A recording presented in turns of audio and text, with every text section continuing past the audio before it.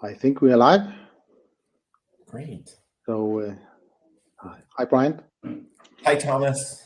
How are you today? Oh, doing well. That's good. So we just wait a few minutes to see people coming in. I can see they are entering. So just wait a few minutes and then we get started. Excellent.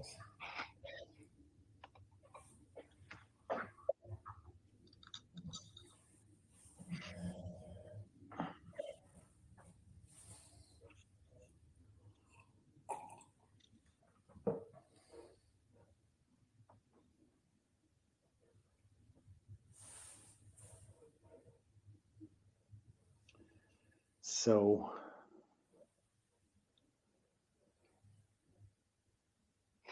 let's get going. Welcome to everybody. My name is Thomas Kofod. I'm the co-founder and CEO of ELISA. At ELISA, we have for more than 20 years used mass spectrometry to help our clients develop new biologics. We have for the last 10 years been very much involved in the use of mass spectrometry for monitoring host cell proteins. And I think being involved in more than 500 projects makes us pioneers within this field. So I'm very pleased to welcome Bryant McLaughlin to this Q&A on the challenges on the strategy for monitoring host cell proteins in biologics. Bryant is one of our long-term clients at ELISA and has been using mass spectrometry for both evaluation and characterization of ELISA reagents, but also for a tool for process optimization and for risk assessments of individual HCPs detected by mass spectrometry. Bryant has held different positions in the US biotech pharma industry over the last 15 years, mainly focusing on manufacturing of biologics and CMC technical operations and strategy. Bryant has also been involved in applications for IND and BLA, so I think he's very experienced in this field. Bryant and I, we had a talk a month and a half ago, and we both felt that the info and experience that Bryant has within this field could be of general interest for CMC managers. Also, what do regulatory authorities say to MS data is one of the most frequent questions we get. So I think Bryant's experience on this would be of interest for many people. Also with me today is my colleague Jette, who is taking care of all the technical aspects. So if you have any questions or problems with your sound or picture, then write it in the chat function, then she will see if she can help you. And to get started, I have prepared a few questions for Bryant, and while we talk about these questions, I hope that you will write down your questions. Use the chat or Q&A function on the right side of your screen.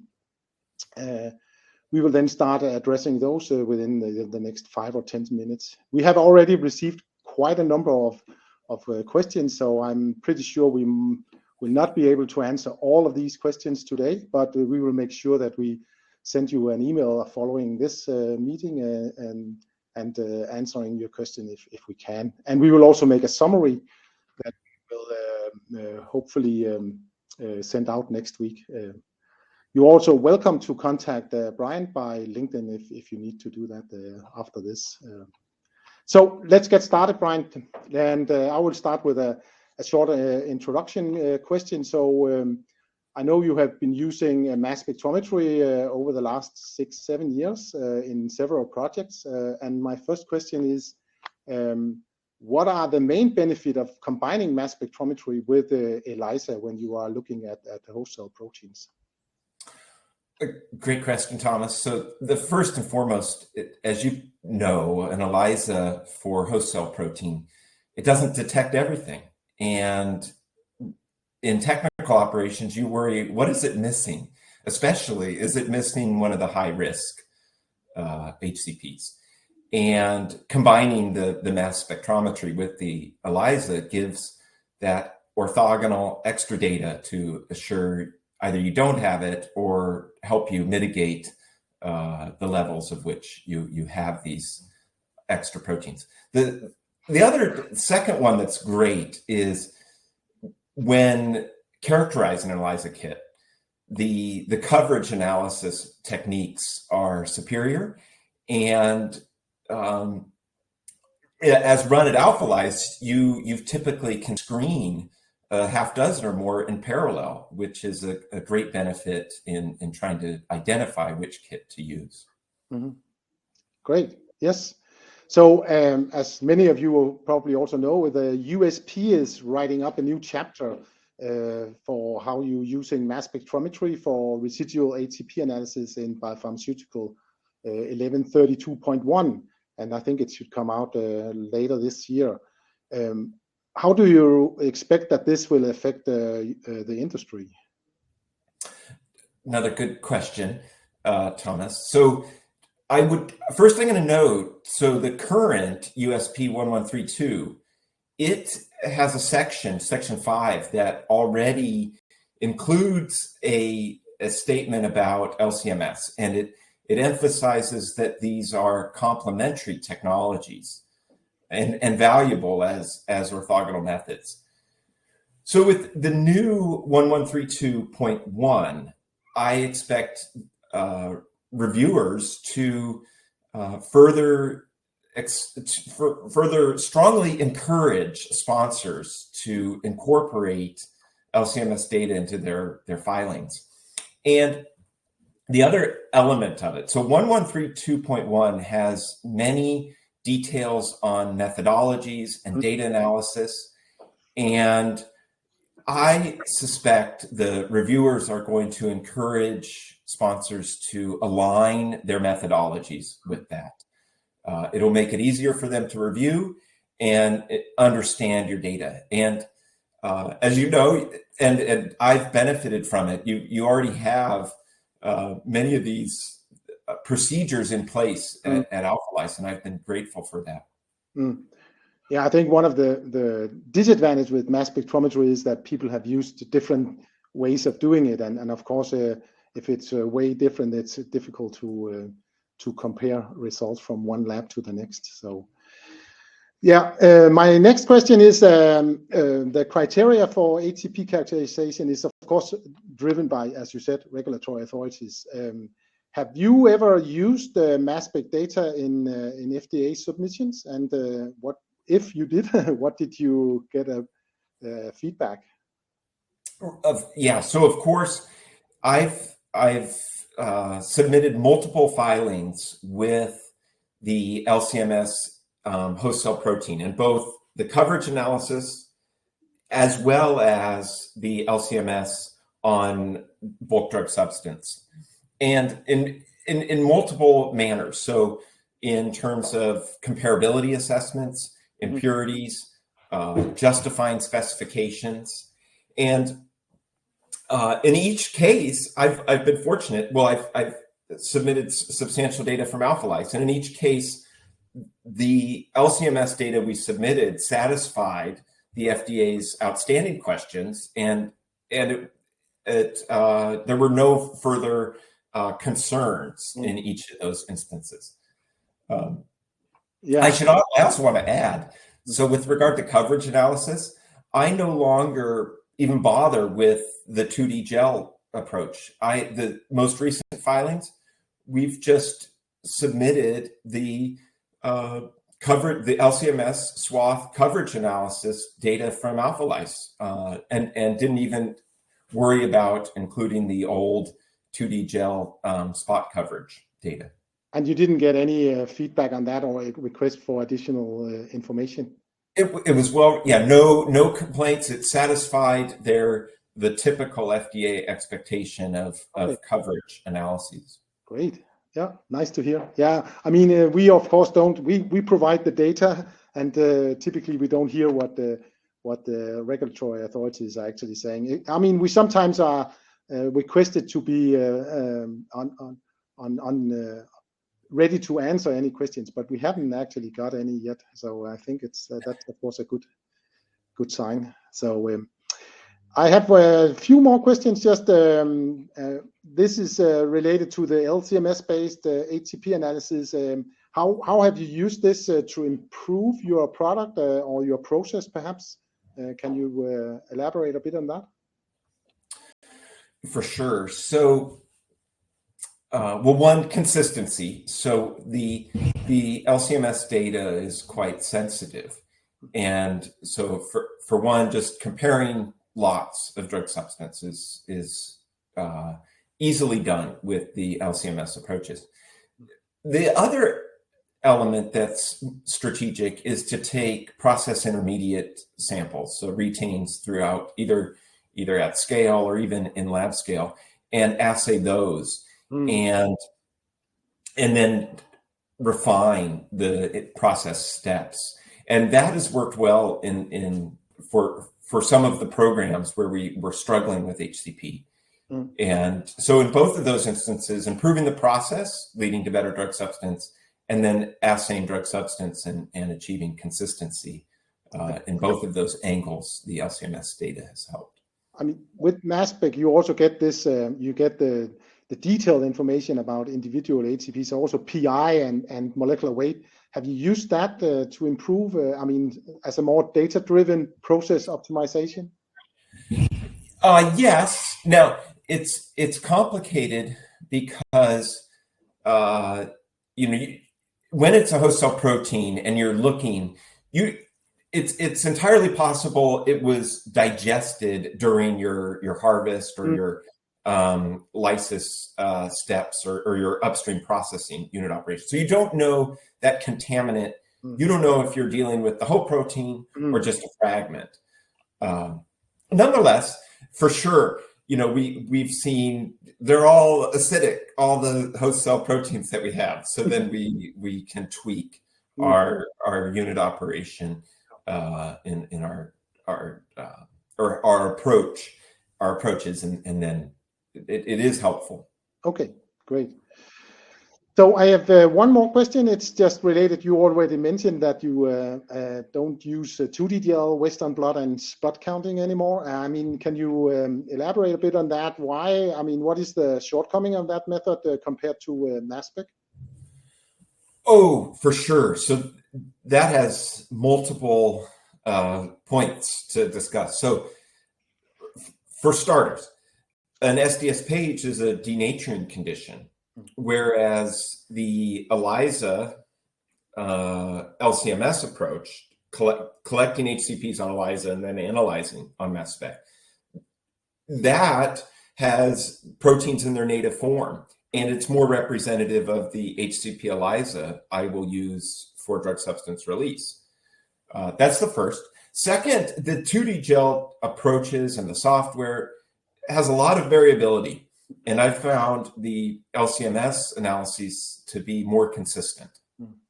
And third, which I really like, is that in the old 2D gel approach, you had to do a null fermentation because the product protein would just blow out the SDS page.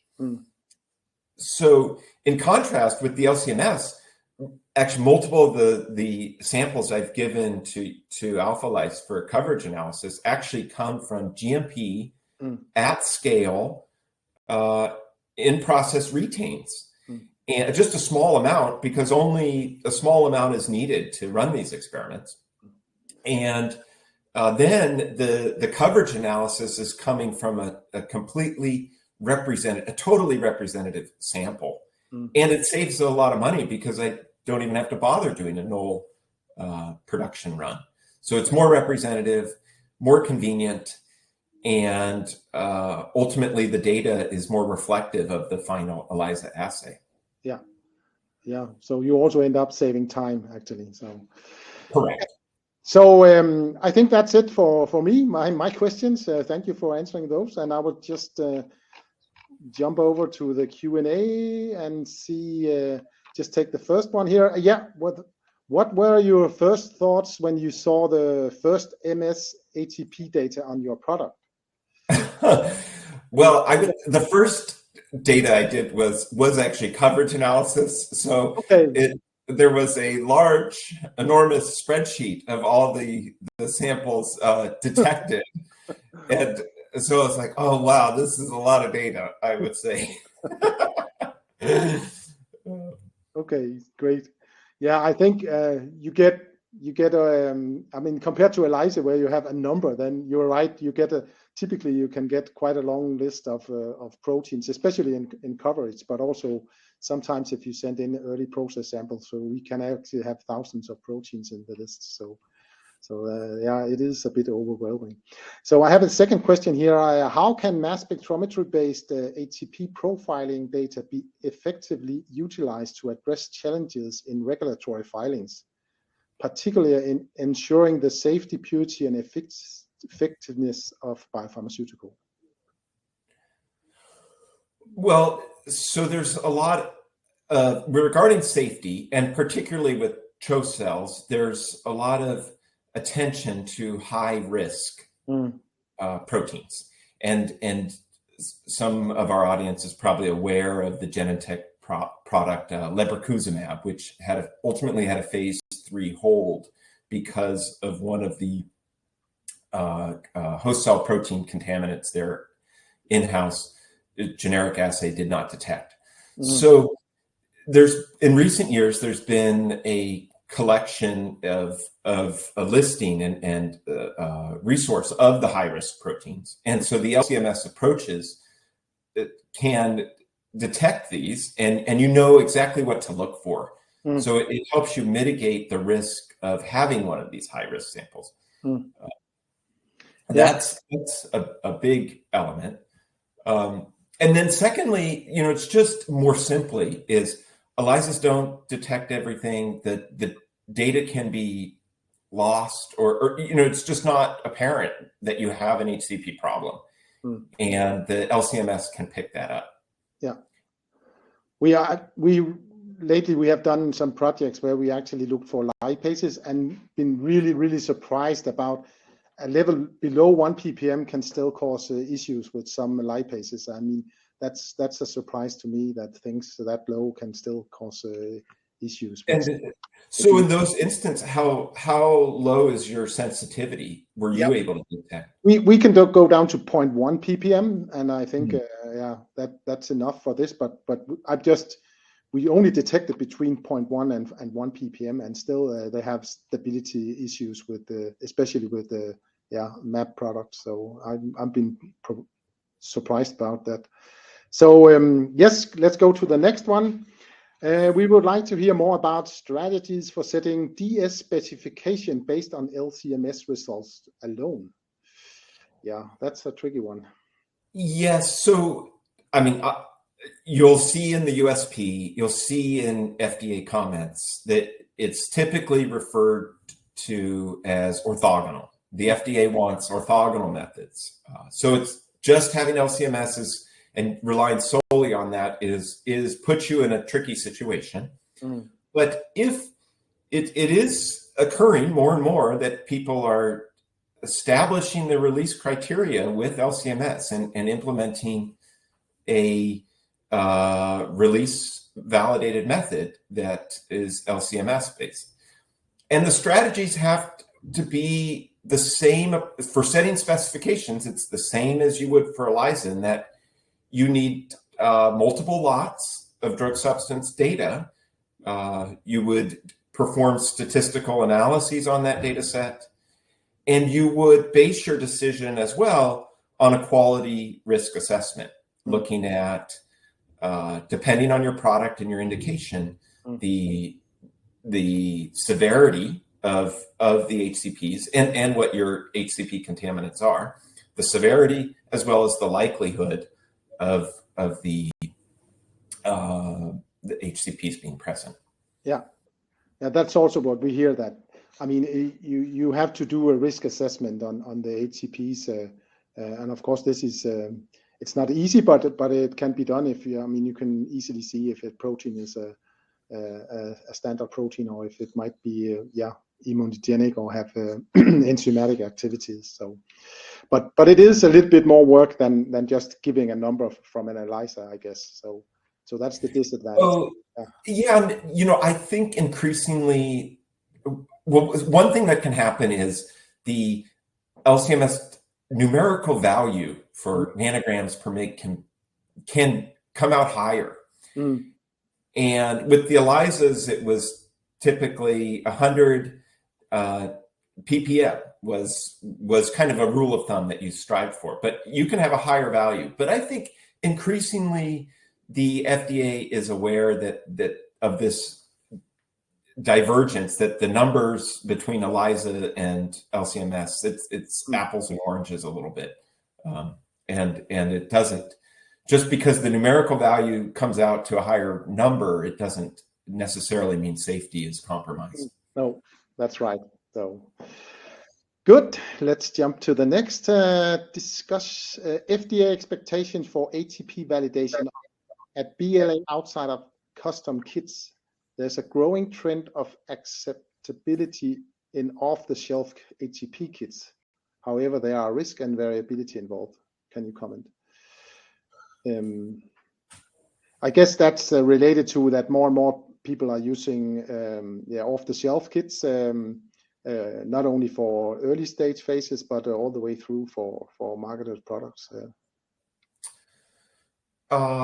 Yes, and I guess they're asking coverage. So, and maybe you use an LC-MS approach to coverage analysis instead of the 2D gel. I think the FDA is looking for a more complete story, and the actual percentage coverage number has become less of a focal point. Instead, they're looking to see comparison of multiple lots, and you have both your ELISA release data and you have characterization of each of those lots in the LC-MS.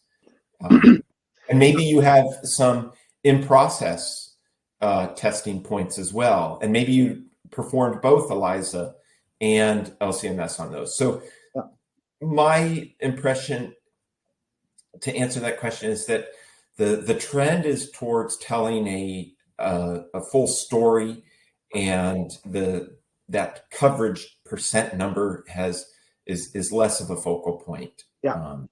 So it's showing that the kit is fit for purpose. Then once you can document that, then regulatory, I don't care where the kit comes from, if it's a project specific or a commercial kit. I agree. So let's see. I have a question here. MS analytics scientists have historically been reticent to claim quantitative results from LC-MS. So how has this now been accomplished? So I guess that's the quantitative part of mass spec analysis. How do you see this? Well, I just report the numbers. I mean, and I study it. This is more for you, Thomas. I mean, you developed the team. You led your team and fostered this confidence. How did you? You probably have some reticent scientists in your team. How did you? What we can see is across projects, we can see by using the method we have set up with internal standard proteins that the precision is really, really good. So you can easily compare data over time and between runs. So by that, you can easily see if a certain HCP is up or down regulated in one batch compared to the next. And I think that's perhaps the most important part. So the actual quantity, the accuracy of that, we typically say we are within double and half. But there will be proteins that are outside this range that are just providing really good peptides for mass spec or really bad ones. So, but I think the precision is the most. I mean, it's the same with an ELISA. I guess an ELISA it's not quantitative either. It's also used to show that you have batch to batch comparability, and that's the main thing here is that. And of course, for specific proteins, we do have them. Some of the HCPs are actually available in recombinant form, so you can actually do spike-in experiments and verify that the mass spec data is within this double and half, or even set the exact numbers in that way. And I think there will be more and more of these proteins that are produced recombinantly to set up specific MS methods to look at them. So it will be overcome by time, I think. So question here, the LC-MS submission was for phase 1, 2, or 3. So I guess it's back to one of your. Oh yes, so I've submitted for all 3 of those data for all 3. Okay, good. And here is one. What is the turnaround time from sample collection to results using MS? Have you considered using some of the faster methods to get results quicker? I guess we are always fast, but it is of course more than having an ELISA in your lab, and then compared to sending samples for mass spec is of course takes longer time. You know, I've done. I do it in parallel. I've had. It depends. You know, I haven't used LC-MS for release. I only use it as characterization. So I've had characterization activities running in parallel to the release. So it didn't delay me in any way. Okay. But maybe you could comment, Thomas, about because you're running a GMP. Yeah. And how long? What is your timelines between receiving samples and releasing in your QC group? I mean, typically when we have set up the assay and have it running and all these fully validated and ready, we are able to do it within a few weeks, of course. But that's of course also longer than an ELISA you can run right away. But I think for most projects that's fine. I don't see that. Right. It's typical between running and QA release for any assay to have a couple of weeks. Yeah. So yes. So one more here. Have you used coverage analysis so you could select a generic HCP ELISA kit that was suitable for your process, so you could use the generic kit also for QC of commercial batches? I guess we already touched on that. Yeah, and that's precisely a big yes. Yeah. Can you comment on regulatory's acceptance of LC-MS only approach to a new project over ELISA? So I guess that's not using ELISA at all and just using mass spec. Yeah, I have not done that. No. And again, I'd say there's so much language about orthogonal methods because there are limitations of LC-MS. There's yeah, that's a long conversation, but each one has its weaknesses. So that's why you see orthogonal written so frequently. Yeah. So for most projects, you will use an ELISA in combination with mass spec. But I think, and that's also, there was one question here, will ELISA eventually fade away for HCP release testing? And I think we agree that that's not the case. But there will be products, especially perhaps within the cell and gene therapy market, that where you never can find a good ELISA that can actually cover the complexity of the samples. And in those cases, I think that mass spec might be the way to go, mass spec only. Oh, for sure. Yeah, and then you also have projects where you are in time restraints, so you have to get the results really fast, and you don't have the time to develop a process-specific ELISA if you have a special. So I guess there will be examples where we actually, and we also see that among our clients, that the more complex products, cell and gene therapies, phages, people are more and more tending towards just trying to do mass spec only. Yes, yes, there is actually one here. Have you ever applied LC-MS for viral vectors, AAV, for example? I have not. How about you, Thomas? Do you know among you? Yeah, okay. we have a number of cell and gene therapies, as I just mentioned. So we do have quite a lot of experience in that field, and the good thing is also using it not only for host cell proteins but for exactly the viral proteins. So you can actually monitor all the proteins in any given sample, and that's one of the big advantages with mass spectrometry. It doesn't care where the proteins are coming from. As long as you can digest them and get them into a mass spec, you can identify them and quantify them. So yes. Out of curiosity, do you ever try and detect what's kind of separate from the virus, maybe in the supernatant? Yeah. Also that, yeah, we have got a lot of different types of samples, and again, the beauty about mass spectrometry is that once you can isolate the proteins, you can detect them and quantify them, no matter where.